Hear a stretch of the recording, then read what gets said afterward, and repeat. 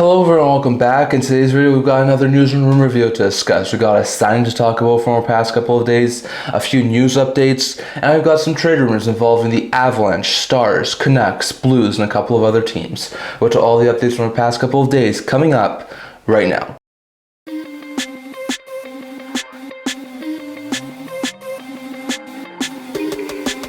Hello everyone, welcome back to another video here at the End-to-End Hockey channel. Now, before I get started, don't forget to like this video and subscribe below. Thank you for all of your support. I would never be able to do this without all of you guys. So if you haven't already, don't forget to subscribe button down below. Don't forget to leave a comment. Don't forget to stay tuned for Friday's live stream at 5 p.m. Mountain Time, Saturday's live stream at 10 a.m. Mountain Time, and Tuesday's live stream at 9:30 a.m. Mountain Time, talking about the draft, free agency, and everything in between. So don't forget to stay tuned for that. But in today's video, we've got another news and rumor video to discuss. So as usual, got a couple of things to talk about here. Once again, probably going to be a little bit of a shorter video, but we do have a couple of interesting things to talk about. So first, we have one sign to talk about from our past couple of days. It was one that a lot of people were expecting to happen, and it seems like it's a very interesting one here for the Vegas Golden Knights, as Reilly Smith, who was acquired at the trade deadline, longtime Vegas player who spent the past couple of seasons in Pittsburgh and New York, has extended in the Vegas organization. He signs a one-year contract extension with the AAV of $2 million. In my opinion, this is a steal of a deal for the Vegas Golden Knights. Smith was an original Golden Knight player, won the cup there with the Vegas Golden Knights, really good relationship with William Karlsson. They are fantastic line mates, one of the better duos in that Edmonton Oilers Vegas Golden Knights playoff series this past year. Smith is 34 years old, so 1 year, $2 million. That ain't a bad deal in my opinion for the Vegas Golden Knights. Smith is a very fantastic middle six forward. He wound up having 13 goals and 40 points in 79 games this past year in Vegas and the Rangers combined. So Smith is a really good player, really solid second, third line player. I think for $2 million for one season to remain in Vegas and keep playing with William Karlsson, I think this is a very fantastic signing there for the Vegas Golden Knights. So very interesting note there. But the Golden Knights have extended Reilly Smith on a one-year deal with an AAV of $2 million, and the base signing is $1 million, and the signing bonus is $1 million. So I think this is a beautiful deal for Vegas. So that's the only signing we saw from our past couple of days. Next, going over to a couple of updates. When it comes to a couple of updates regarding free agency, Kostin, who is a RFA in the San Jose Sharks, I think, organization, it seems like will not be qualified. His qualifying offer seems to be too high to be qualified. Same sort of thing with a guy like Cody Glass. Glass is a solid player, solid third, fourth line, defensive-minded center, but his qualifying offer is just too high for the New Jersey Devils to wind up qualifying. So just like Glass, it seems like Kostin's going to be headed for unrestricted free agency on July 1st. So very interesting note there. When you go over to Toronto Maple Leafs, it sounds like they could bring back Max Pacioretty. Pacioretty signed last year in the offseason on a one-year contract. Did all right, had some injury troubles, but for the most part was a solid third line scoring forward there for the Toronto Maple Leafs. So could he be brought back? I think it's a possibility. Like if it's like a 1 to 2 year deal around the $2 million AAV mark, I don't think it's a bad deal for the Leafs. So no guarantees by any means that Pacioretty does come back, but at least the Leafs see a possibility of bringing him back. Another Ontario team that's looking to bring back a pending UFA is Ottawa, as the Senators apparently do have some level of interest in bringing back Anton Forsberg. The backup goaltender had a decent season last year, but the Senators do seem alright that if they don't bring back Forsberg, to maybe run it with Merrilainen and Ullmark next year. I personally do think that they should run it with Merrilainen and Ullmark tandem. I think it'll be a very good tandem for the Ottawa Senators. I could see them maybe bring back Anton Forsberg, but I wouldn't say it's a guarantee by any means.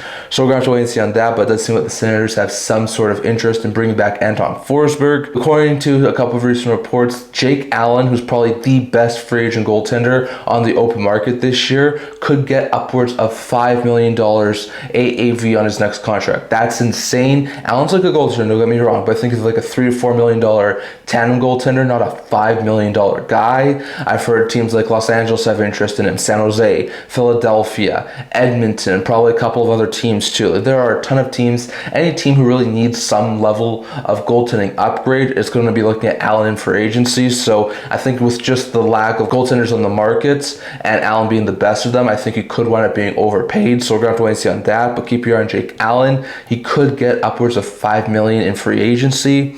And lastly, going over to the Boston Bruins and Henry Jokiharju, the trade deadline acquisition from Buffalo, and Henry Jokiharju, who had a decent finish this season with the Boston Bruins. Bruins. Apparently is talking contract with Boston and could wind up staying in the Bruins organization. Jokiharju is a solid third pair, potentially second pair defensive-minded right-shot defenseman. He was in the final year of his deal. The Sabres weren't probably going to bring him back, so they traded him to Boston. Maybe he does wind up signing. I still think there's a chance he hits free agency on July 1st, but I guess it is a possibility that Jokiharju could wind up staying with the Boston Bruins. So we're going to have to wait and see on that. But those are all the updates from the past couple of days. As the Leafs could bring back Reilly, the Senators could bring back Forsberg. Both guys have interest in that. Jokiharju and Boston are talking about a contract extension.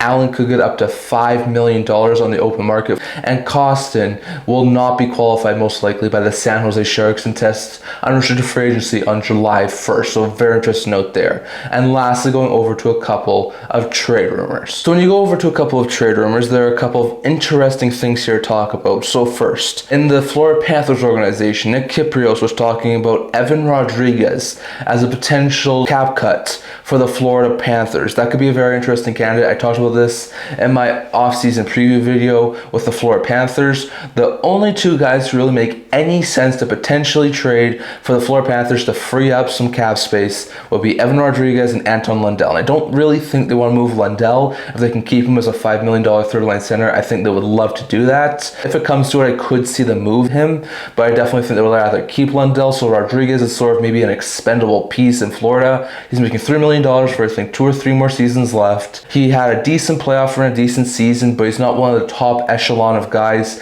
in the Florida Panthers organization. Sure, would it hurt to lose a depth guy like Rodrigues in the bottom 6? Absolutely, but if it meant keeping one of Marchand or Ekblad, I think they might be open to doing so. So we're going to have to wait and see on that, but keep your eye on Evan Rodrigues if the Florida Panthers do feel that this team needs to try and cut some cap. Rodrigues seems to be the guy who ends up getting moved, so we'll have to wait and see on that. Next, going over to the St. Louis Blues, according to David Pagnotta, he mentions that Jordan Kyrou's name was mentioned a couple of times at the trade deadline, and he could be dealt at some point this offseason. I've also seen Frank Seravalli put Kyrou on his recent trade bait board, which is very, very interesting. Seravalli says that Kyrou is a very lucky trade chip because Snuggerud, who's one of the former first-round picks, came over from college this past season, is sort of a Kyrou type player and could eventually morph into a type of Kyrou, but he's 6 years younger. So Seravalli says that if the Blues really want to try and get younger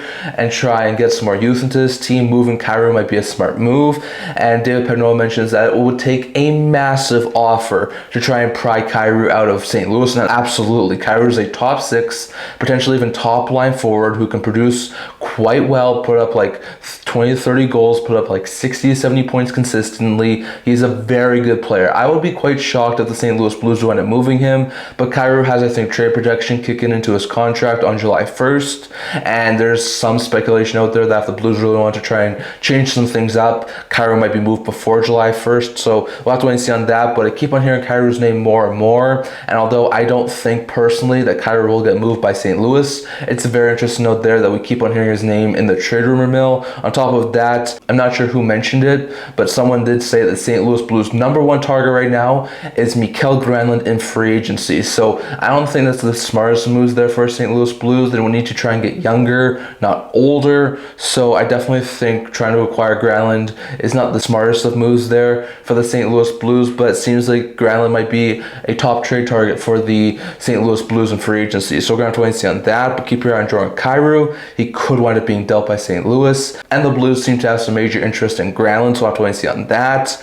Going over to Pierre LeBrun, he mentioned that Mitch Marner, Rasmus Andersson, and Aaron Ekblad are 3 guys who are very, very high on the Dallas Stars radar right now. So a very interesting note there. Ekblad and Marner are UFAs. I think the Stars would like to add Marner. I don't think they will because of their tight cap situation, but it definitely seems that they have expressed interest, and if they do wind up moving Robertson, Marner would be a very good replacement. Ekblad would make sense. Andersson would make sense. They're both right shot defensemen, which is something that this team desperately needs. If they do end up moving Dumba, if they do end up moving Bushkin, they're going to have a little bit of a hole on the right side. Having Ekblad or Andersson to play with Heiskanen on the top pair in Dallas will be a very smart move there for the Dallas Stars. But once again, Andersson makes more sense because he would cost less. It would cost more to trade for him, but it will cost less in the cap. But I definitely think all these three moves will be very, very difficult for Dallas Stars to pull off with their tight cap situation. So we'll have to wait and see on that. But keep your eye on Marner, Andersson, and Ekblad, as it does seem like the Dallas Stars have some major interest in those three players. Going over to the Colorado Avalanche, Frank Seravalli mentioned that the Avalanche have a decision to make when it comes to Martin Necas. He says that Necas is about to become eligible to sign an extension. He could wind up leaving next year in the offseason as a free agent. And with all of that in mind, Seravalli says the Avalanche have to make a decision. They cannot go into next season with yet another top-end guy being a pending UFA and potentially risking losing him in free agency like they did this year with Rantanen. So he says they either have to come to terms with Necas, sign an extension at some point in the offseason, and keep him around, or they have to consider moving him and trying to get the best return they can. And now I personally could definitely see Necas get moved. I think if Necas doesn't really want to stay in Colorado, the Avalanche won't have much of a choice but to trade him. So we're going to have to definitely keep our eye on Necas and the Avalanche. It's a very likely scenario, in my opinion, that Necas could wind up getting moved by the Colorado Avalanche at some point this offseason. So keep your eye on that. But the Avalanche definitely have a decision to make, and Frank Seravalli says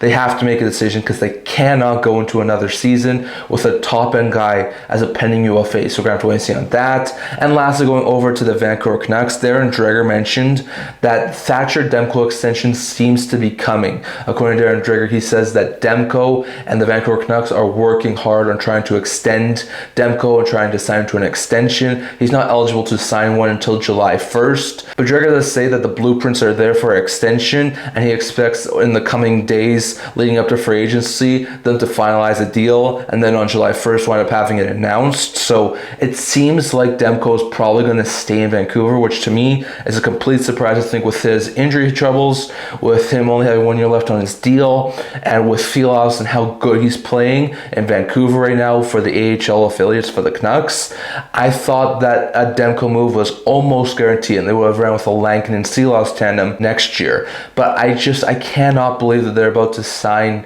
Demko to an extension. That's surprising to me, to say the least. And on top of that, there's been a couple of other rumblings out there saying that if Demko is signed, which a lot of people are expecting at this point in time, expect Silovs' name to be on the trade market.